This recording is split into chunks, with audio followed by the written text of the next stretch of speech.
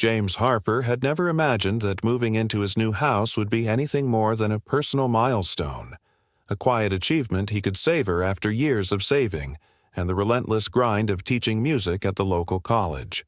He had always lived in rented apartments with paper-thin walls and neighbors who seemed to live for chaos at the worst possible hours, so the idea of finally stepping into a place of his own, with a yard large enough to breathe and the freedom to arrange it however he pleased, felt like a gift he had earned piece by piece. The house itself wasn't luxurious, not in the way magazines or real estate ads painted dreams, but it had character. Wide windows that opened toward a garden half wild with overgrown shrubs, a porch that sagged slightly, yet carried the charm of evenings waiting to be filled with music, and most importantly, space that belonged entirely to him. It was this idea of space, of boundaries defined and respected, that gave James the greatest comfort, because for years he had felt pressed by the weight of other people's noise, their careless habits, and the constant erosion of privacy that seemed to mark urban living. In this house, tucked into a quiet suburban neighborhood where the trees were taller than the street lamps and the air smelled faintly of pine after dusk, James allowed himself to believe he could finally be at ease. His first weeks in the new neighborhood were marked by a polite routine of cautious greetings from passers-by, a few nods exchanged with dog walkers, and the occasional wave from across the street. It was the kind of place where life seemed designed to repeat without drama, where lawns were trimmed with mechanical precision and mailboxes were painted in almost identical shades of green and white. James felt somewhat out of place with his disheveled hair and habit of leaving the porch light on well into the morning, but he welcomed the anonymity, believing that as long as he kept to himself, he would blend into the rhythm of the neighborhood. The only intrusion into this calm was his immediate neighbor to the right, a woman who introduced herself on the day he moved in as Karen Wallace. She was in her late 50s, carefully groomed, with the air of someone who had memorized every unwritten rule of suburban life and appointed herself its enforcer. Her smile during their first meeting was wide yet strangely stiff, as if it were balanced on the edge of tolerance, and James sensed that behind the surface politeness lay an unspoken judgment already forming. She welcomed him, offered a plate of cookies that tasted more like obligation than kindness, and casually mentioned how the previous owners of his house never minded if neighbors cut through the side yard or used the back gate when it was convenient. James laughed politely, though the remark planted a seed of unease he quickly tried to dismiss. After all, boundaries were clear, the fence stood where it should, and he had no reason to assume anyone would test them. As the days unfolded, however, he began to notice Karen's presence more than he wanted to.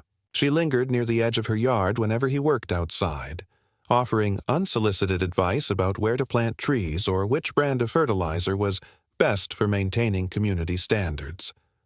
Sometimes she would mention stories about how certain areas of land had always been understood as shared, even if fences said otherwise. James nodded without argument, though her words clung like burrs, and in the back of his mind he began to sense that she was not just being friendly but subtly laying a claim, a quiet rewriting of what belonged to whom. The most unsettling moment came one late afternoon when James returned from the store and found Karen standing just inside his yard, close to the hedge line, as if inspecting it. When he called out, she waved cheerfully and explained she was checking to see if the soil there was still too damp from last week's rain, adding that her late husband used to say the properties had poor drainage because the land originally formed part of one large parcel. She said it so casually, as though history and casual memory outweighed the reality of deeds and maps. James felt a flicker of irritation but forced himself to remain cordial, thanking her for her concern and gently suggesting she let him handle his own lawn. She laughed as though he were overreacting and stepped back over the boundary line with an ease that unsettled him far more than if she had argued. For James, the house was not merely a structure, it was a promise of independence, the sanctuary he had built against years of small humiliations and compromises. Every room carried the potential for music, for quiet mornings with coffee and evenings filled with the sound of his piano. He imagined students visiting for private lessons, the soft echo of notes drifting through open windows, and himself finally in control of the space around him. That vision, however, began to blur with the knowledge that someone next door was already probing at the edges of his hard-won refuge, testing how far she could lean before he pushed back. He didn't want conflict. It was not in his nature to escalate or to seek out disputes, but he could already sense that Karen was not the kind of neighbor to simply coexist. She was the type to redefine peace as compliance, to interpret silence as consent. And James knew deep down that his refusal to yield even the smallest part of his yard might one day become more than a matter of principle. It could become the very heart of a battle he never intended to fight. It was in the middle of an unusually warm week in early summer when James first realized that Karen's presence next door was not going to be the harmless eccentricity of a bored widow, but something far more intrusive and unsettling. For one morning, he awoke to the distant rumble of a delivery truck and the rhythmic thud of heavy boxes being dropped onto the driveway that separated their houses, and when he stepped outside, mug of coffee in hand, he found himself staring at a team of workers, unloading large cardboard containers with glossy brand names that clearly advertised above-ground pool equipment. He paused on his porch, confused, watching as the men moved with brisk efficiency, carting the materials through Karen's open gate and into her backyard, and at first he thought nothing of it. After all, neighbors were free to renovate, and a pool hardly seemed like an unusual addition during the sweltering season. Yet something about the angle of their movements and the way the equipment disappeared behind the hedge line that divided their yards stirred a faint unease that he could not shake. Later that afternoon, when he returned from a short trip to the store, the sight that greeted him was more alarming. Half the steel frame of a large circular pool had already been erected, its curved edges looming high above the fence that marked their property line, and when he walked closer, his heart sank as he noticed that the base of the structure extended several feet into his side of the yard. The grass there, which he had mowed only 2 days before, was now flattened beneath wooden planks and supporting beams, as though the construction crew had decided that the boundary was more of a suggestion than a fact. James felt his pulse quicken, a mix of disbelief and anger rising, and he approached the workers to point out the mistake. One of them, a weary man wiping sweat from his brow, shrugged and said that they were following the homeowner's instructions and that any questions should be directed to her.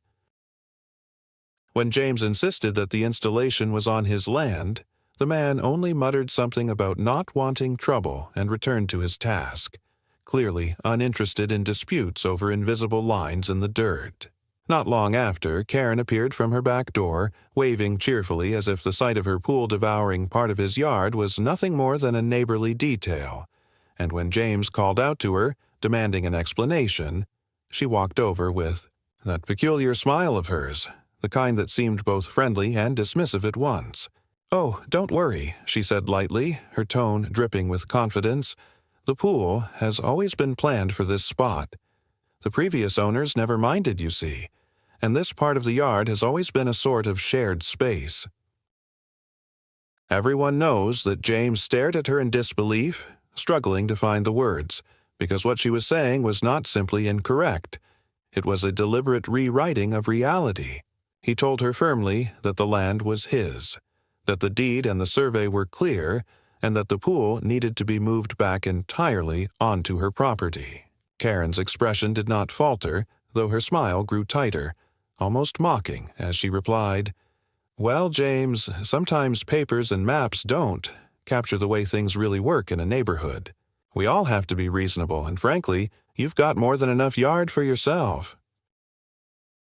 I've lived here a long time, and trust me, it's always been understood this way."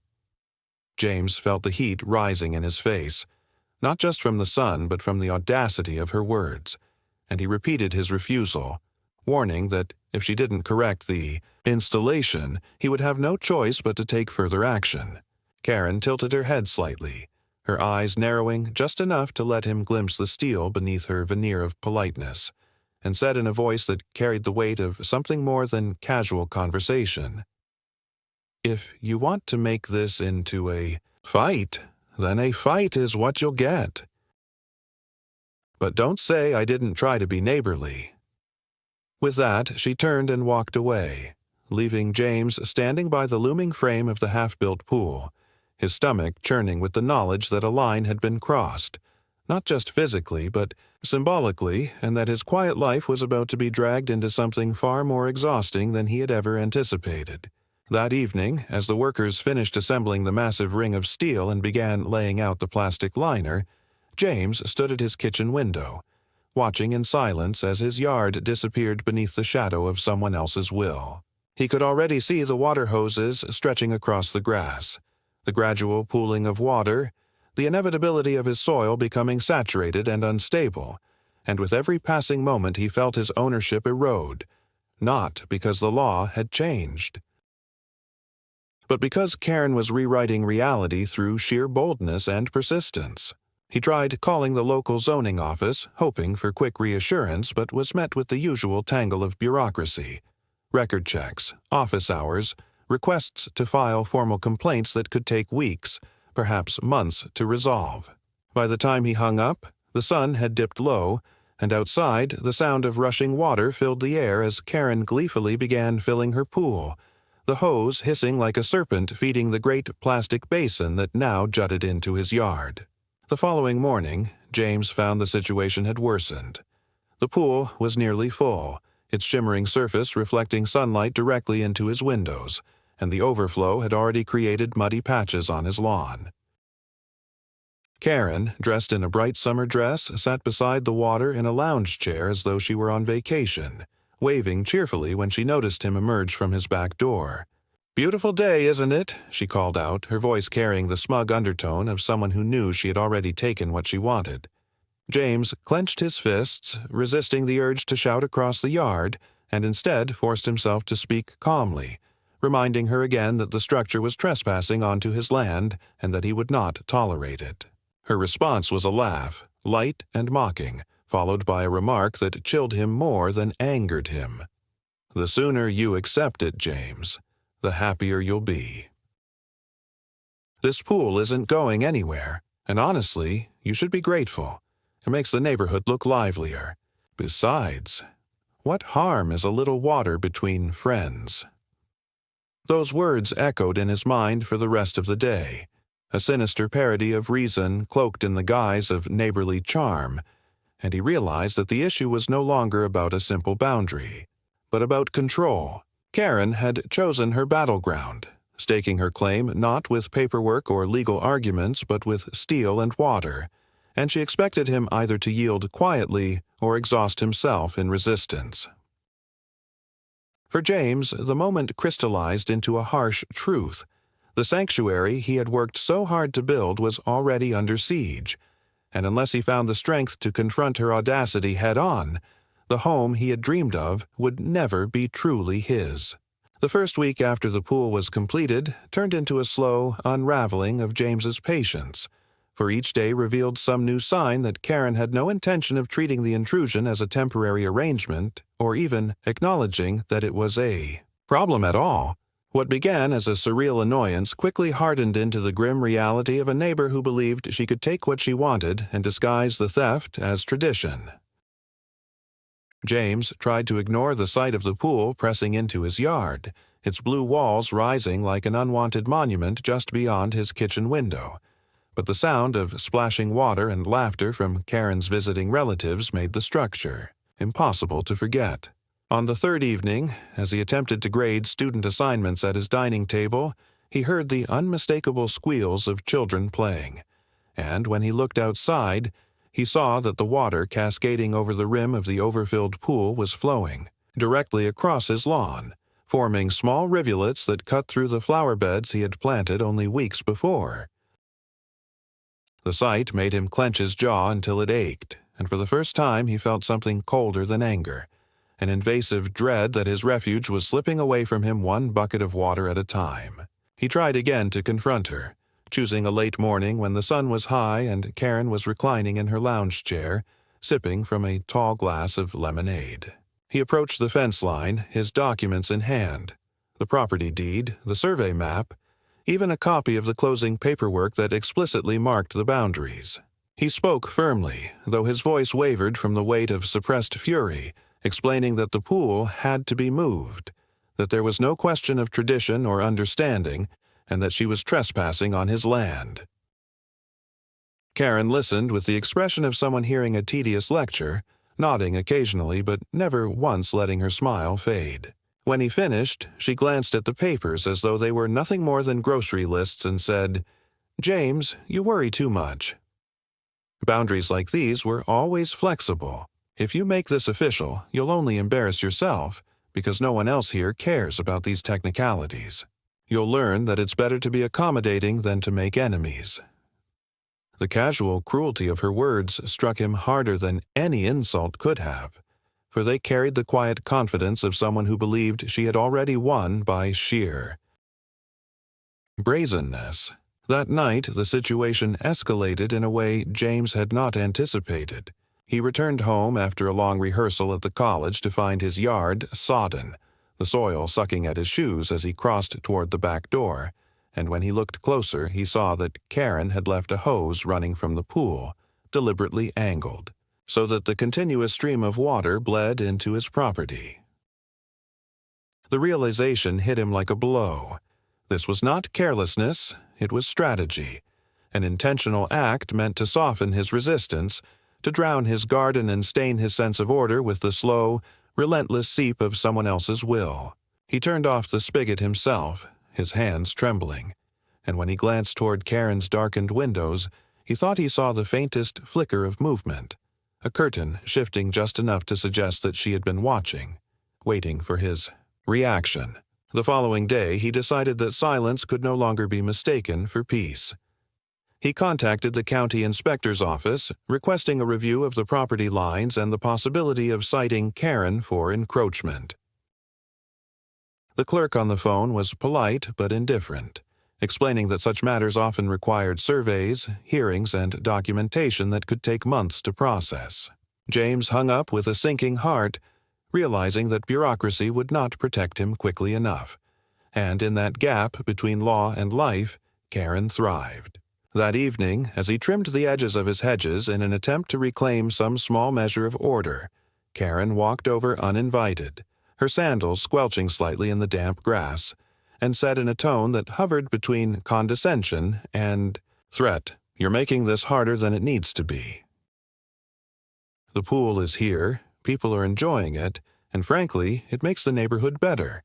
Why not just let things settle? You can still use the space around it. I won't stop you." James stared at her, unable to decide whether she believed her own words or simply enjoyed twisting the knife of her intrusion. He answered with a clipped refusal, warning her that he would not back down, and for the first time her smile faltered, her eyes narrowing with something sharper, colder, a flicker of hostility that revealed how thin the mask of politeness had always been. Over the next few days, the atmosphere between them shifted from strained civility to open hostility. James began noticing subtle provocations. His trash cans mysteriously knocked over during the night, his mailbox left hanging open with damp envelopes inside, his hedge clippings scattered across the driveway as though tossed deliberately. None of these acts could be proven to originate from Karen, but the timing and the sudden frequency left little room for doubt. The pool itself loomed larger with each passing day, its bright synthetic blue a constant reminder of his inability to enforce his own boundaries. And he felt the pressure building inside him, the sense that he was being tested, not just as a property owner, but as a man capable of defending his place in the world. When he confided in a colleague from the college, the man offered a sympathetic shrug and suggested that perhaps James was overreacting, that neighbors often clashed over trivial matters.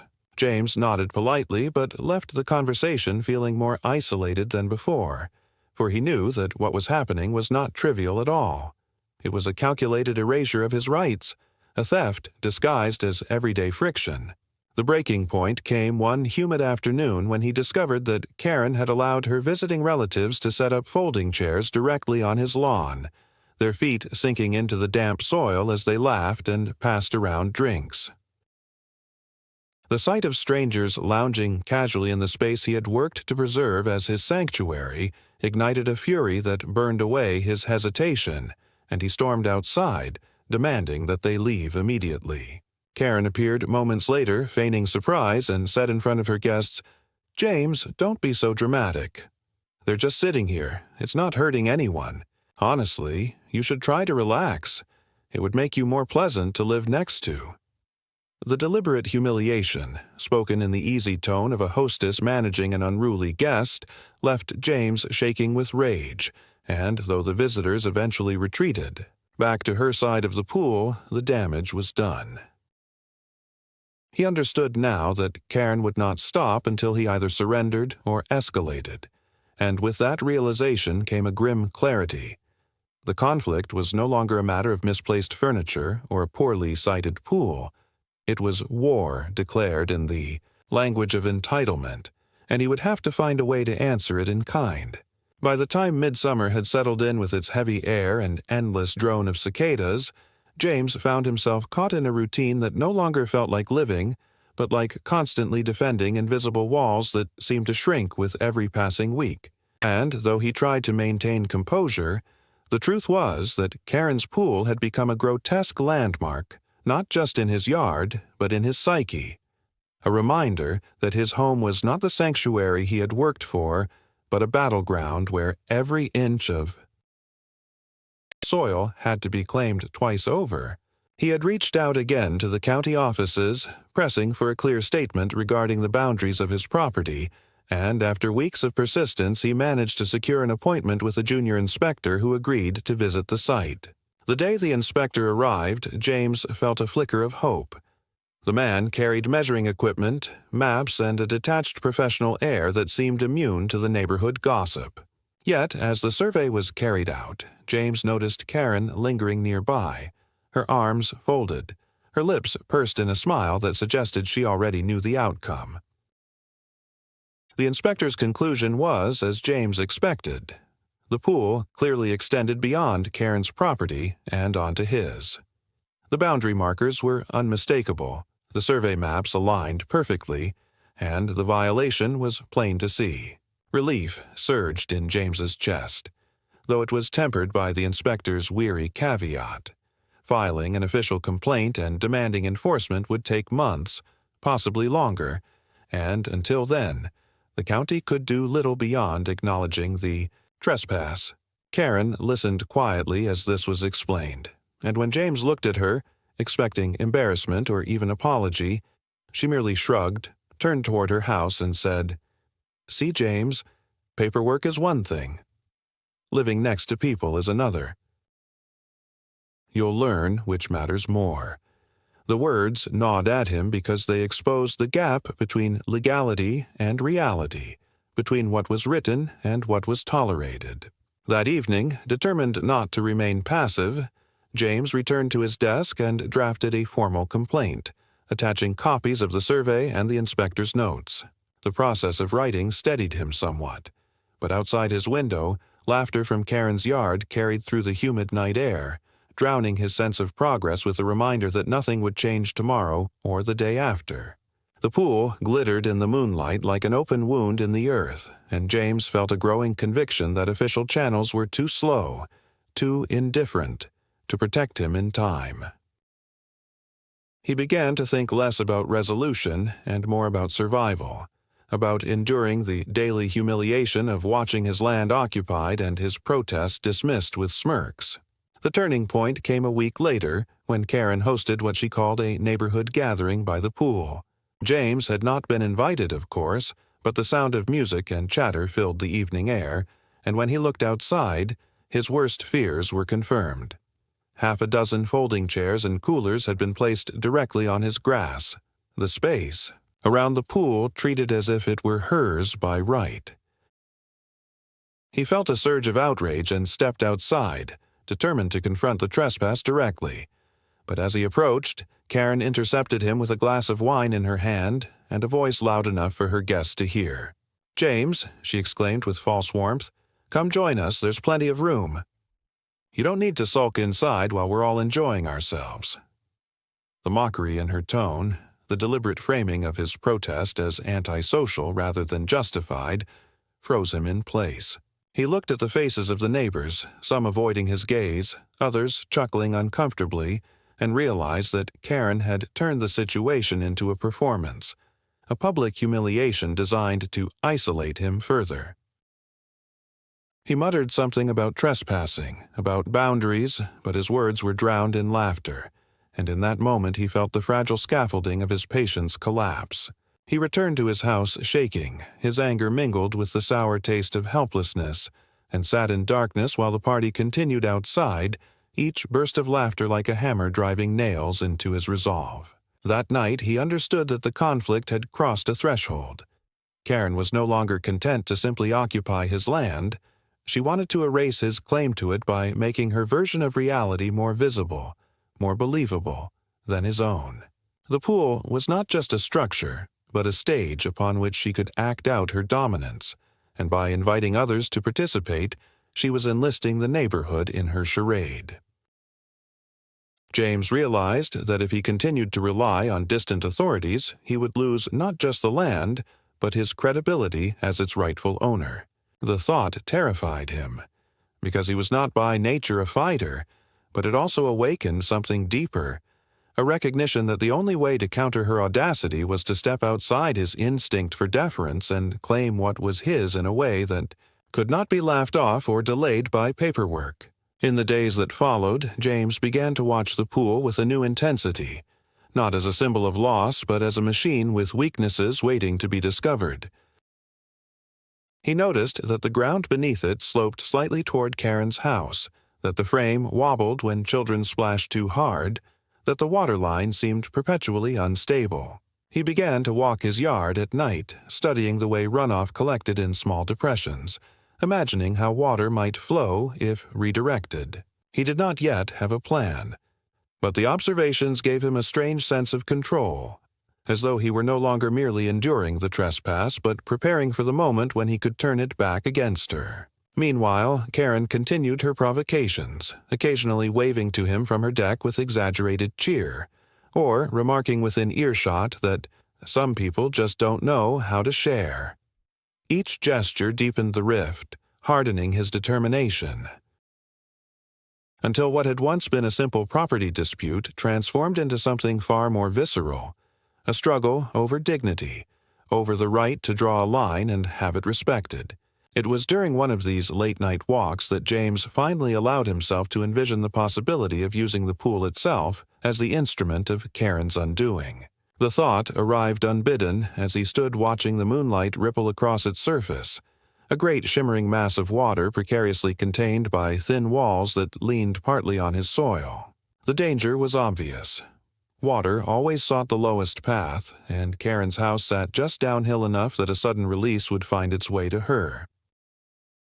The idea unsettled him, both for its cruelty and its simplicity, yet it lingered, growing more plausible with every passing day. He told himself it was only a thought experiment, a way of reclaiming some sense of power in a situation that left him powerless. But even as he rationalized, he felt the seed take root. For the first time since the conflict began, he no longer felt like a man besieged, but like someone holding a secret weapon, waiting for the right moment to wield it. The days following Karen's party were marked by a silence that felt heavier than noise, for James had withdrawn into himself, no longer wasting words on arguments she dismissed so easily, and instead he watched, studied, and planned. Though he did not yet admit to himself what exactly he was planning. Karen mistook his quiet for surrender, and her confidence swelled visibly. She left pool toys scattered across his grass as if to declare it annexed territory, dragged her lounge chair so close to the property line that the legs sank into his soil, and once even leaned over the fence with a mocking smile to ask if he wanted to borrow a floaty, since, as she put it, his yard was practically part of the fun already. Each remark and each trespass hardened his resolve, though outwardly he maintained a cold stillness that must have unsettled her in ways she would not confess. He began to think of the conflict not as a nuisance, but as a test, a relentless probing of his capacity to endure, and though exhaustion clung to him like a second skin, beneath it smoldered the conviction that endurance was not enough.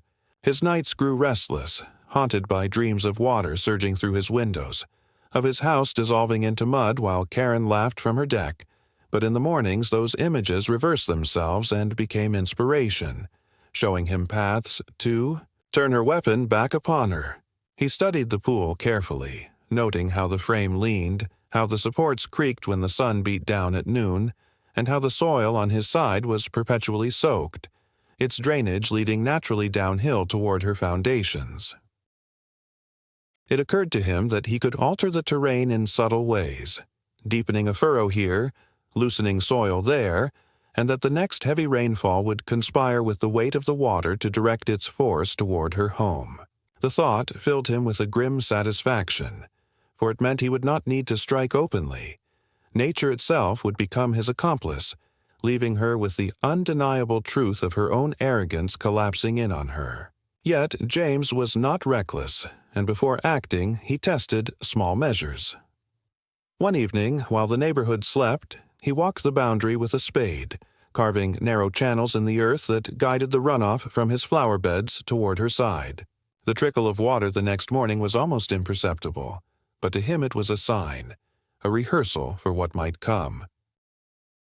A week later, after another of her deliberate provocations, this time tossing the clipped stems of her rosebush into his yard with the offhand comment that it might make good compost, he escalated by loosening the soil beneath one of the support beams that pressed most heavily into his property.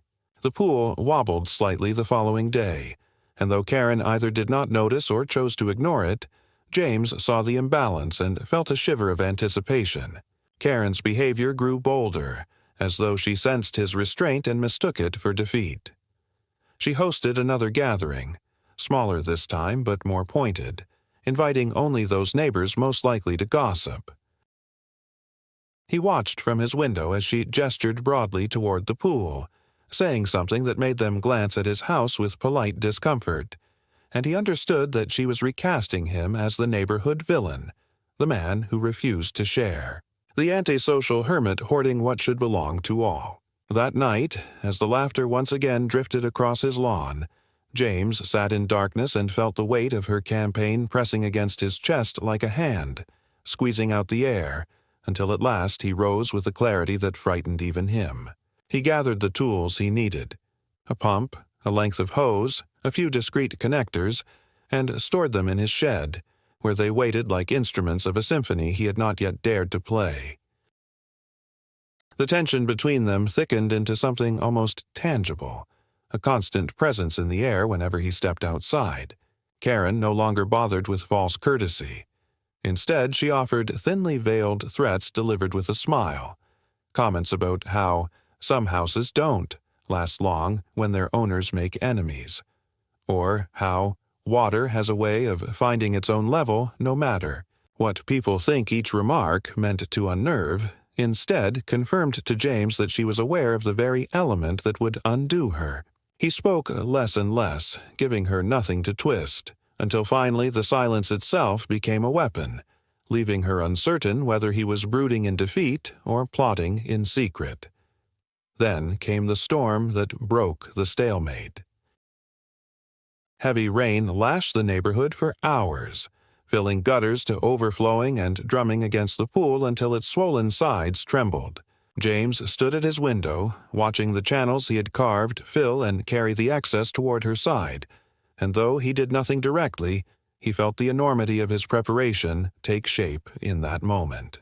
The water surged exactly as he had envisioned, streaming down the slope, darkening her lawn into a sodden mess.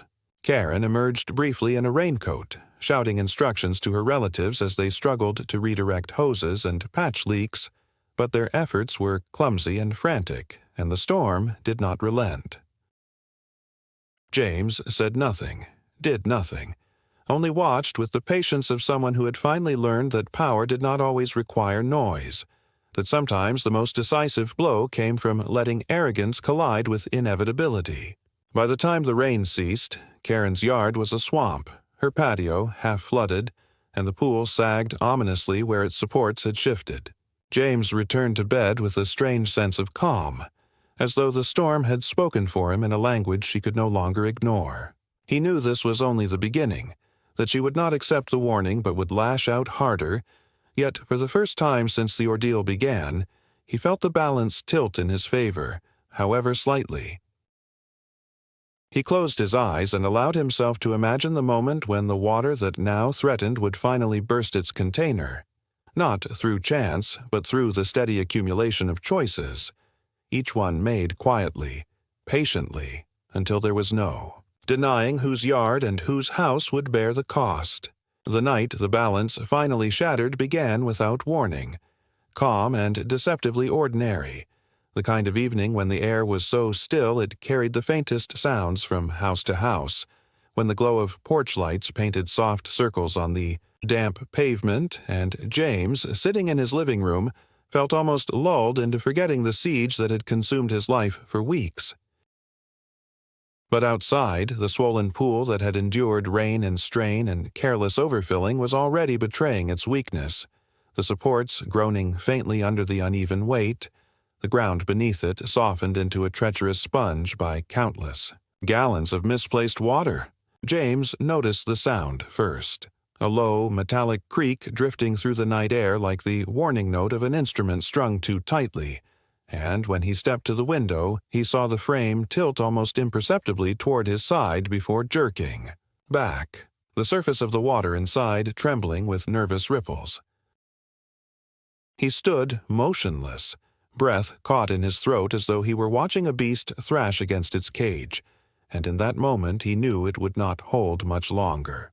Karen appeared then, perhaps sensing the same unease, stepping out onto her deck in a robe. Clutching a flashlight, she waved across the sagging rim.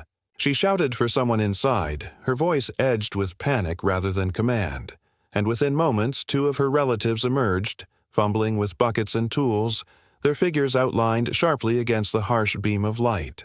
James watched as they tried in vain to stabilize the supports, pushing against the warped frame as if muscle alone could reverse the laws of weight and water. Each shove only deepened the tilt, sending sheets of water sloshing over the edge and into the sodden grass, and with every surge the balance shifted further toward collapse.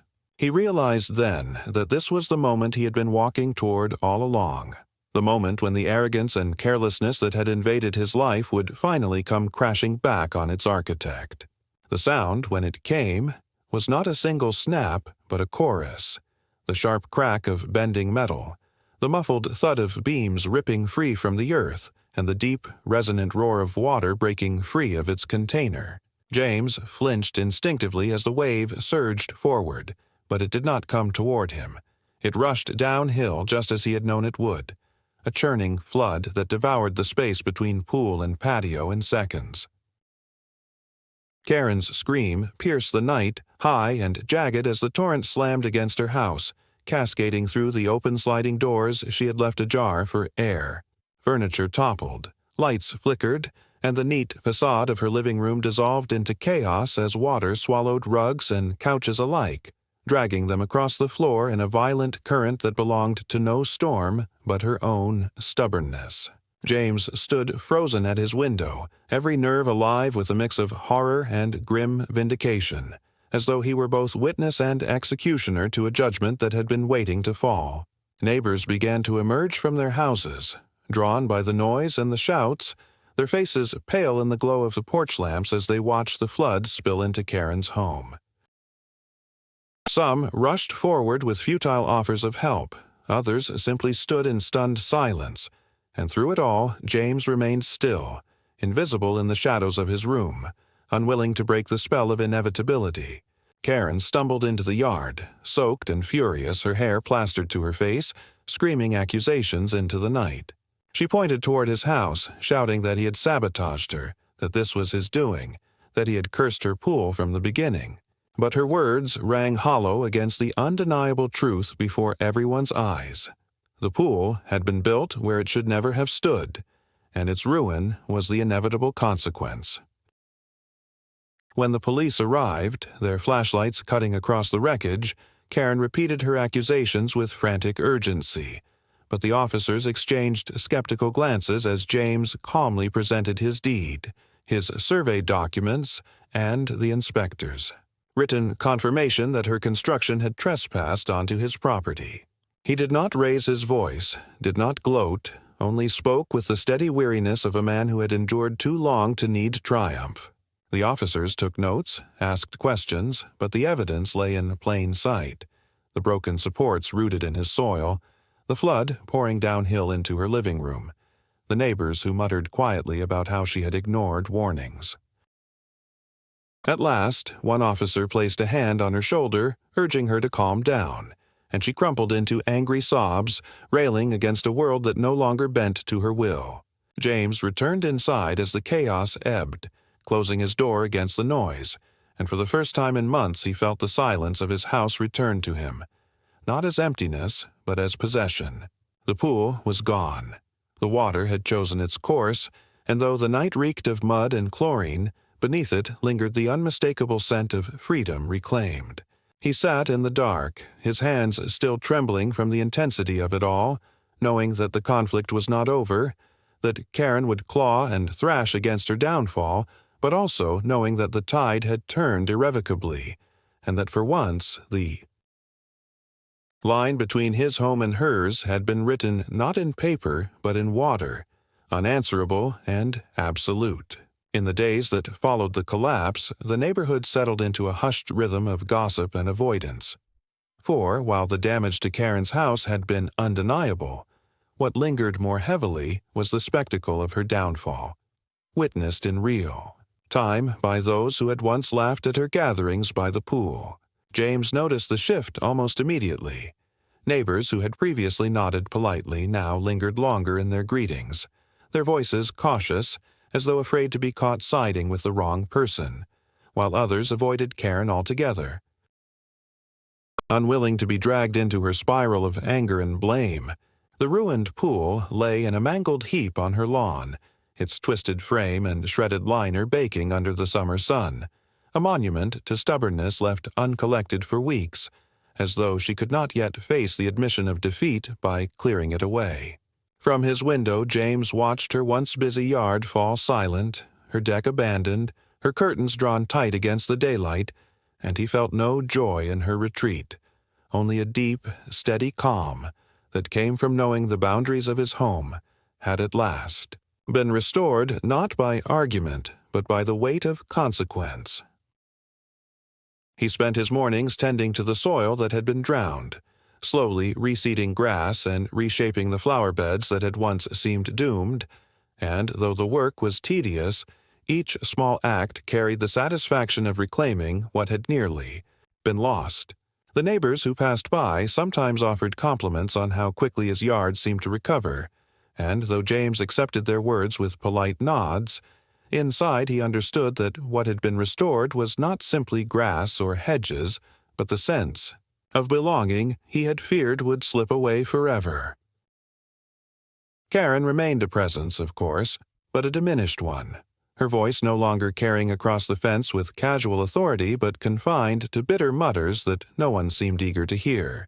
The silence between them became its own victory, a recognition that the line had been drawn and could not be crossed again. One evening, as the sun dipped low and cast long shadows across his lawn, James sat on his porch and let the quiet settle around him like a long-forgotten friend.